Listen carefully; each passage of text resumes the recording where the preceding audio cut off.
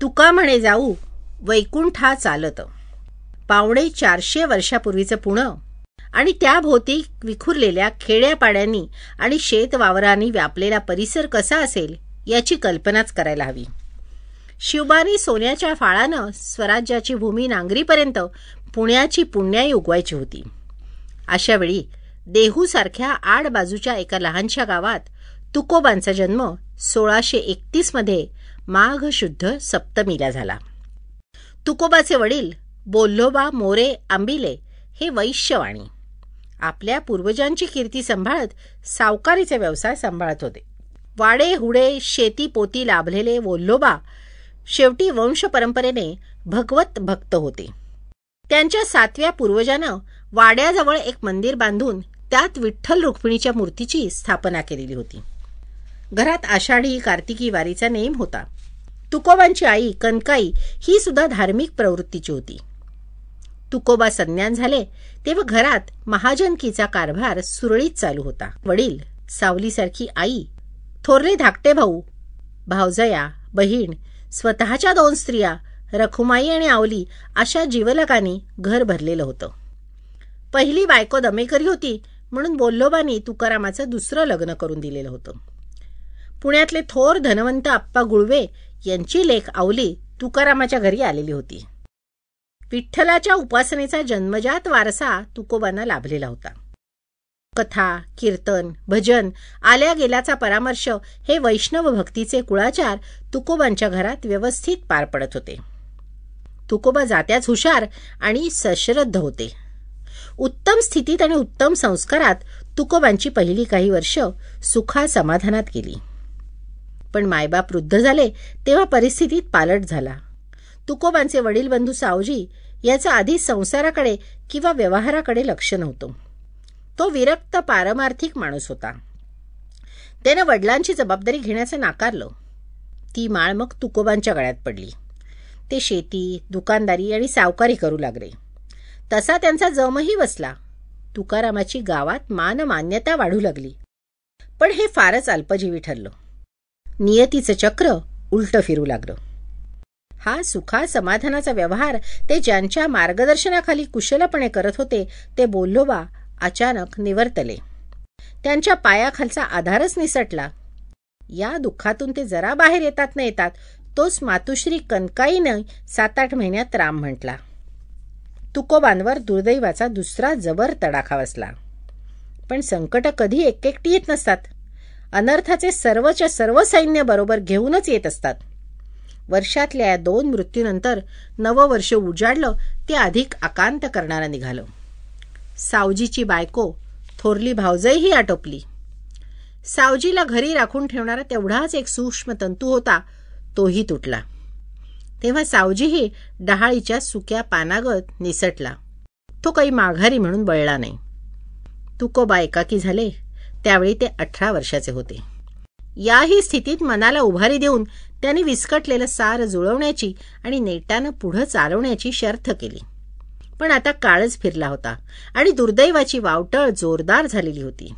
आणखीन 2 वर्षांनी म्हणजे 1630-31 मध्ये महाराष्ट्रात फार मोठा दुष्काळ पडला. लोकांचं देणं घेणं थांबलं. जनजीवन विस्कळीत होऊन देशोधडीला लागलं. सरळ स्वभावाच्या तुकोबांना व्यवहार जमेनासा झाला. आभाळ फाटल्यासारखं झालं. व्यापारात खोट आली आणि एक दिवस दिवाळं निघालं. संचिताचं उखळ रिकामं झालं. कुळांनी देणं झुगारून दिलं पण सावकाराचं देणं मात्र दारी धरून बसलं. त्यांना मिटवता सारं सुख समाधान आणि घराण्याची इज्जत रस्त्यावर आली. तुकोबांसारख्या कालपर्यंत सधन सुखवस्तू गृहस्थाची बायको खायला अन्न मिळेना म्हणून टाचा घासून कासावीस होऊन मेली. का सर्वस्वाचा उन्हाळा करणारा दुष्काळ महाराष्ट्रात पडलेला होता. तुकोबाची रखुमाई गेली. तिच्या पाठोपाठ एकुलतं एक पोरही गेलं. तुकोबावर असे एकाहून एक वज्रघात झाले आणि त्यांचं सांसारिक जीवन परत कधीही सांधलं न जाण्या इतकं उद्ध्वस्त झालं. संसारातली सर्व सुख रसिकतेने उपभोगणाऱ्या तुकोबांना अवघ्या 4-5 वर्षात दुःखाचा, दारिद्र्याचा, संसाराच्या अशाश्वततेचा, सुखाभोवती घुटमळणाऱ्या सोबत्यांचा आणि सुख समृद्धी ती माझ्यामुळे पण झाल्या गेल्या अनर्थाला कारण तू असं सांगणाऱ्या प्रियजनांचा असा काही विदारक अनुभव आला की त्यांचं भावविश्वच बदलून गेलं. अशा किंग कर्तव्य मूढ अवस्थेत त्यांनी परत व्यापाराची जुळवाजुळव करण्याचा नेट लावला, पण त्यातही त्यांना तूट आली. भरीत भर म्हणून कालपर्यंत लौकिक असलेल्या महाजनाची लोक निंदा करू लागले. घरी गर्गशा बाईल घालून पाडून बोलू लागली.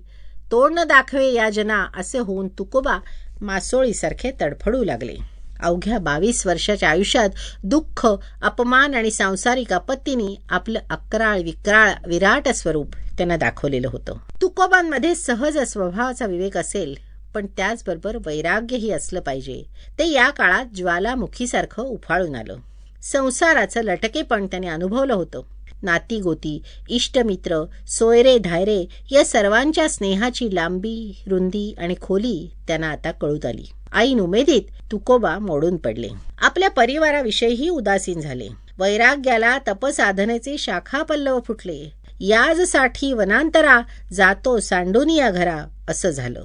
ती देणेकऱ्यांची तोंडे चुकवण्यासाठी अशी कुचाळकी झाली. अशी चोहीकडून निंदा नालस्ती होत असताना तुकारामाला विरक्ती आली हे खरं नव्हतं. निंदा स्तुतीची पर्वा न करता जमेल तसा व्यापार तो करतही होता, पण स्वतःचा प्रपंचही त्याला चालवता आला असता. पण आता इच्छाच मावळलेली होती. आता पोकळ व्यवहाराच्या आणि प्रेमाच्या काचा त्याला नको होत्या. परीसच हवा होता. म्हणून मग प्रपंचाला विन्मुख होऊन तो खऱ्या अर्थानं परमार्थाकडे वळला.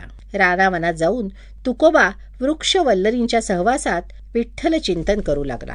पूर्वजांचं देऊळ जुनपानं झालं होतं. त्याची दुरुस्ती करून कीर्तन प्रवचन ऐकू लागला. त्यातच रमण्याचा प्रयत्न करू लागला. व्यवहाराची सारी शिवाशिवी बाजूला सारून आपण दूर लपून राहणाऱ्या भोज्यालाच शिवायचा त्यानं निश्चय केला. तुकोबा अधिक अंतर्मुख झाला.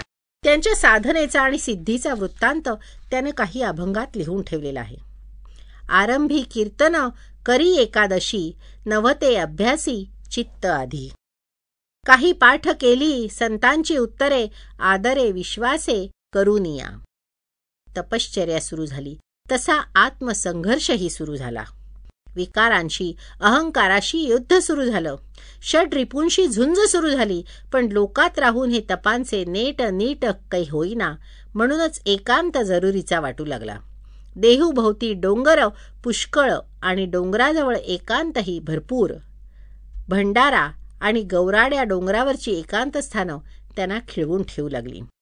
तिथे एकांतवास घडून वृक्षवल्ली आणि वनचरे सोयरांचा सहवासही मिळू लागला. तपाची प्रखरता वाटू लागली, तशी आंतरिक तगमग आणि तडफडही वाढू लागली.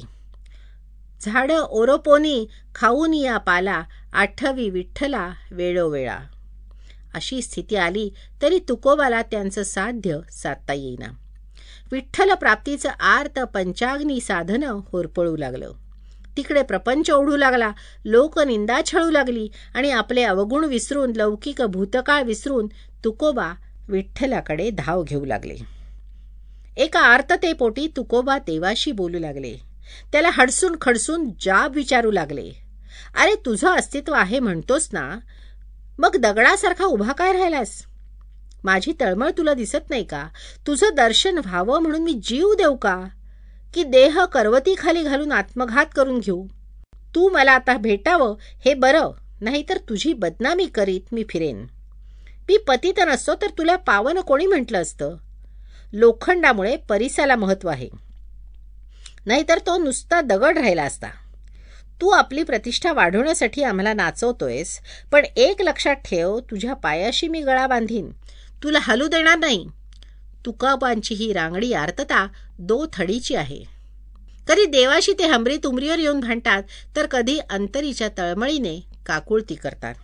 म्हणतात, तुका म्हणे मायबापा मजवरी कोपो नका. माझी आर्तता समजून घ्या आणि मला भेटा, असा तुकोबांचा देवाशी आध्यात्मिक वादविवाद चालू असताना अभ्यासही अटोकाट होत होता. ज्ञानेश्वरी आणि नाथ भागवत हे तर त्यांच्या साधनेचे आंतरिक जीवलग असे ग्रंथ होते. कबीराचे दोहे, तुलसीदास, मीराबाई यांचा त्यांनी मनापासून अभ्यास केला असावा. सुरुवातीच्या काळात त्यांनी भगवद्गीता आणि मराठी अभंगात आणायचा यशस्वी प्रयत्न केला. त्या अर्थी त्यांना संस्कृतचं पुरेसं ज्ञान असलं पाहिजे असं वाटतं. भर्तृहरीचं शतकत्रयांचा त्यांचा अभ्यास होता, कारण त्याचं हुबेहूब भाषांतर ठरतील अशा कितीतरी ओळी संदर्भ तुकाराम वाङ्मयात आढळतात. तुकारामांना उत्तम संस्कृत समजतं आणि भगवद्गीतेचा त्यांनी साध्या सोप्या मराठीत अनुवाद केला, हे उच्चवर्णीय ब्राह्मण पंडितांचं दुःख होतं. हे त्यांच्या अधिकारावर आक्रमण होतं. त्यांनी तुकोबांना त्यांची शिक्षा भोगायला लावली. या ग्रांथिक अभ्यासाव्यतिरिक्त श्रवण आणि कीर्तन याचा फार मोठा व्यासंग तुकोबांनी केला असला पाहिजे. श्रवण, कीर्तन, स्मरणापासून आत्मनिवेदनाच्या अखेरच्या पायरीपर्यंत तुकोबा तापत गेले. लौकिक अलौकिकाच्या दोन्ही थडीनं धडका देत त्यांची ईश्वर साधना फोफावून वाहत होती. थांबणं, विसावा घेणं तिला नामंजूर होतं. इष्ट देवता कुठल्याही क्षणी दिसली की झडपून जायबंदी करायची अशी आसुसली आतुर साधना फक्त तुकोबांचीच तेवढी दाखवता येईल. असं करता करता 3 वर्ष गेली आणि वयाच्या 24व्या वर्षी गुरुवार माघ शुद्ध दशमीला चैतन्य सांप्रदायी बाबाजी चैतन्य या सत्पुरुषानं स्वप्नात दर्शन दिलं. मस्तकी हात ठेवला. गुरु परंपरेची खूण सांगून रामकृष्ण हारी हा आवडीचा आणि सोपा मंत्र दिला. 24व्या वर्षी तुकोबांची भ्रमंती संपली. त्यांच्या कृपेला, साधनेला पाठबळ मिळालं. तुकोबा आपल्या ध्येयाशी समरस झालेले होते, पण प्रत्येक लाभासाठी त्यांना आयुष्य जाळावं लागलं. तुकोबांना गुरुपदेश जसा स्वप्नात झाला तसा अभंग रचनेचा आदेशही स्वप्नातच झाला. श्री समर्थांना लौकिक गुरु कोणी नव्हता, प्रत्यक्ष देवच त्यांचा गुरु झाला होता. तसं त्यांनीही सांगितलेलं आहे. माझ्या विठोबाचा कैसा प्रेमभाव आपणची होय देव गुरु.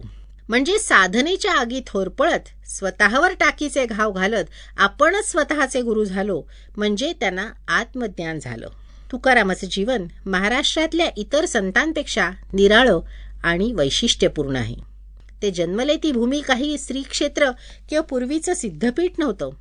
ते जन्मले ते घराणंही उच्चवर्णीय नव्हतं. ज्ञानदेवांना निवृत्तीराय गुरु मिळाला होता. नामदेवाला ज्ञानदेवाचा संग मिळाला होता. एकनाथांना जनार्दन स्वामीचा कृपाहस्त लाभला होता. तुकोबांना मात्र एकाकीपणे झगडून परमार्थाच्या रस्त्यावर यावं लागलं. म्हणून तुकोबाच्या फटकळ शब्दात जी धार आहे ती आत्मप्रत्ययाची आहे. तुकोबांच्या स्वप्न दृष्टांताप्रमाणे कवित्व करण्याचाही त्यांना दृष्टांत झाला असं त्यांनी म्हटलं आहे. नामदेवे केले स्वप्ना माझी जागे सवे पांडुरंगा आणोनिया. यानंतर तुकाराम कविता करू लागले. सांप्रदाय परंपरा सांगते की वयाच्या 26व्या वर्षी तुकोबा अभंग लिहू लागले. कीर्तनात इतर संतांबरोबर आपल्या रचनाही मांडू लागले. तुकारामाच्या अभंग गंगेचा मोठ्यात मोठा प्रवाह हरिभक्तीचा आहे. कारण सगळं वाचून धडपड करून त्यांना सत्य उमगलं की ते एकच ईश्वर प्राप्ती हा मनुष्याच्या विकासाचा मोठ्यात मोठा आणि अखेरचा मुक्काम आहे. इतर शब्द जंजाळ व्यर्थ आहे. वैदिकांना आणि शास्त्री पंडितांना हादरे देत तुकोबा विठोबाच्या भक्तिमार्गाचा प्रसार करू लागले. लोकांना खरा नीतिधर्म शिकवू लागले. लोकांना उपदेश करू लागले. त्या जुन्या श्रद्धा समजुतींचा फोलपणा दाखवू लागले. त्यामुळे ब्रह्मवृंद चिडला. धर्म मार्तंडांनी एकत्र होऊन तुकोबांच्या महान अपराधाचा न्यायनिवाडा केला आणि सर्वानुमतानं तुकारामानं आपल्या अभंगाच्या वह्या इंद्रायणीच्या डोहात बुडवाव्यात असा आदेश दिला. तुकोबांचं ब्राह्मणांशी काही वैर नव्हतं, पण ब्राह्मणांना ज्या समाजाचं नेतृत्व करायचं आहे त्यांच्या जबाबदारीची पुसटची जाणीवही त्यांना नसावी याचंच दुःख वाटे. ते म्हणतात, ऐका पंडितजन तुमचे वंदितो मी चरण, नका करू नरस्तुती माझी परिसा आहे विनंती, अन्न आच्छादन हे तो प्रारब्धा अधीन, तुका म्हणे वाणी सुख वेचा नारायणी. या एकाच अभंगात तुकोबांना नेमकं काय सलत आहे हे आलेलं आहे. पण तुकाराम अधिकच शहाणा झाला आहे हा शास्त्री पंडितांचा सल होता. तुकोबांनी आदेशाचं पालन केलं. अभंगाच्या वह्या आपल्या काळजावर मनाचे धोंडे ठेवून इंद्रायणीत बुडवल्या. त्यांच्या मनाची तगमग झाली. त्यांनी डोहाच्या काठावर बसकण मारली आणि 13 दिवस ते जागचे हल्ले नाहीत. 13 दिवसानंतर अभंगाच्या वह्या वर आल्या म्हणतात. रामेश्वर भट्ट वाघोलीकरांसारखा वेदशास्त्र संपन्न पंडित क्षुद्र तुकारामाला शरण आला. तुकोबांना अशा परपीडकाचा अनुभव ठाई ठाई झाला. अधिकाराचा वापर करून समाजाला नाडणाऱ्या धर्मपंडितांचा अनुभव असा आला की ईश्वर भक्तीचं सोंग आणून लोकांच्या श्रद्धेशी चाळे करणाऱ्या तथाकथित संतांचाही आला. तुकोबांनी सर्वांना यथेच्छ सडकून काढलेले आहे. त्यांच्या नादी लागणाऱ्या लुटल्या जाणाऱ्या मंडळींवरही त्यांनी यथेच्छ प्रहार केलेले आहेत. तुकोबांचा ईश्वराविषयीचा भक्तिभाव जसा भोळा तसा समाजाविषयीचा त्यांचा कळवाळाही प्रामाणिक पण रांगडा आणि रहाळ सहाळ आहे. जे सांगायचे ते अधिक परखडपणे फटकळपणे म्हटलं तरी रोखठोक आहे. तुकोबाच्या अभंग सागराने मानवी मनावर किमया केलेली आहे. आजही व्यवहारात चटकन तुकोबांचं एखादं चपखल वचन आठवावं इतकी प्रत्ययकारकता त्यात आहे. कोणी छळ केला किंवा त्यांच्या तत्वज्ञानाला इंद्रायणीत बुडवण्याचा प्रयत्न केला, पण त्या 13व्या दिवशी बुडणाऱ्या दुर्बुद्धीचं 13वं होऊन तुकोबांचं तत्वज्ञान तरलं. या चमत्काराचा भाग सोडून दिला तरी सारे अभंग परत जुळवून आणून देण्याची अगत्य आणि आपुलकी लोकगंगेने दाखवली. ती या तत्वज्ञानाची, अभंगवाणीची आणि तुकोबांच्या विजयाची निशाणी आहे. ज्ञानोबांमुळे जशी ओवी अमर झाली तसा अभंग तुकोबामुळे अजरामर झाला. पूर्वीच्या संस्कृत कवींचा स्वतःविषयीचा सार्थ अभिमान कधी गर्विष्ठ शब्दांनी व्यक्त होताना दिसतो, तसं तुकोबाही स्वतःविषयी अभिमानानं बोललेले आहेत. कारण त्यांची साधना सच्ची होती, लोकभक्ती शुद्ध होती. स्वतः अंगीकारलेल्या मार्गावर त्यांचा अत्यंतिक विश्वास होता.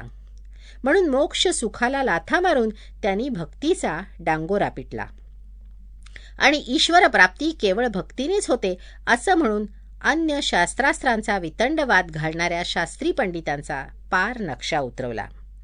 ब्रह्मज्ञान नव्हे लेकुरांच्या गोष्टी असं सांगून थोरा मोठ्यांच्या डोळ्यात अंजन घातलं. साधुसंत आणि देव याविषयी तुकोबांच्या व्याख्या अगदी साध्या होत्या. व्यवहारातली कर्म ईश्वरार्पण बुद्धीने करतो, रंजल्या गांजल्या अनाथांना पोटाशी घेतो, दया करण्यात जो आपलं परक हा भेद करत नाही असे त्याचे गुण सांगून ते म्हणतात, असा जो सत्पुरुष तोची भगवंताची मूर्ती आहे.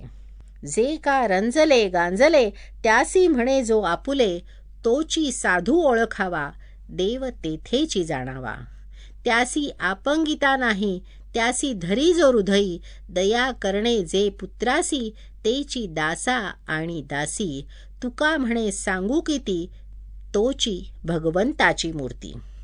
त्यांच्या सांप्रदायिक चरित्रात अशी एक आख्यायिका आहे की एकदा आळंदीला ज्ञानेश्वरांच्या महादरबारात तुकोबांचं कीर्तन चालू होतं. बडी बडी विद्वान शास्त्री पंडित श्रोते मंडळी गर्दी करून बसलेली होती. अभंग निरूपणाच्या ओघात तुकोबा म्हणाले, भक्ती ते नमन वैराग्य तो त्याग, ज्ञान ब्रह्मी भोग भोगतनु. जमलेले ज्ञानी पंडित कुजबुजू लागले, छे छे, मर्त्य देह कुठे ब्रह्मरूप होतात का काय. तेव्हा तुकोबांनी प्रतिज्ञा केली की मी सदेह वैकुंठाला जाईन. धन्य म्हणवीन इहलोकी लोका, भाग्य आम्ही तुका देखला. अरुणरी या थोडका अशी आयुष्याची सुरुवात करून तुकोबा अखेरीस आकाशा एवढा झाला. तुकोबांच्या दृढ विश्वासाने त्यांना देवलोकी नेण्यासाठी प्रत्यक्ष वैकुंठपीठ त्यांच्या दाराशी आलेलं प्रत्यक्ष दिसलं. मग सकळ ही माझी बोळवण करा, परतोनी घरा जावे तुम्ही असं सर्वांना सांगून तुकोबांनी शेवटचा निरोप घेतला. आम्ही जातो तुम्ही कृपा असो द्यावी, सकळा सांगावी विनंती माझी. अंतकाळी विठो आम्हासी पावला, कुडी सहित झाला गुप्त तुका. आज तुकोबांच्या अखेरच्या ठिकाणी नांदुरकीच्या छायेत एक छोटं मंदिर आहे. त्याच्या भिंतीवर हा अभंग लिहिलेला आहे. तुकोबांच्या रूपानं भागवत धर्माच्या प्रवाहात एक अद्भुत लोंढा आला. तुकोबानं ठेवलेल्या आपल्या साधन मार्गाच्या खुणा आजही अगदी अभंगासारख्या अभंग आहेत. आजही गावखेड्यात रात्री अपरात्रीपर्यंत तुका म्हणेच्या अभंगाचे पदर ऐकू येतात. तेव्हा कळत नाही की म्हणणारा ब्राह्मण आहे का हरिजन आहे. तुकोबांनी खरा धर्म सांगून खरा मार्ग दाखवून महाराष्ट्राच्या भावजीवनाला वळण लावलेलं आहे. ज्ञानोबा तुकारामाची कावड आज इतकी वर्ष झाली तर मराठी भाविकांच्या खांद्यावरून उतरलेली नाही. ज्ञानोबाने पाया घातला, पण रांगड्या तुकोबाची धिटाई अशी की ज्ञानोबाच्या मांडीवरून एकोबाच्या खांद्यावरून त्यानं सरळ कळसच गाठला. आपणच कळस झाला. न्यायरत्न विनोद म्हणाले, महाराष्ट्राची अध्यात्मलक्ष्मी स्वतःचा श्वास ज्या कळशीमध्ये घुमवते त्या कळशीत तिचा फुंकार निनारतो. ती कळशी, तो कळस, तुकोबा तुम्हीच आहात.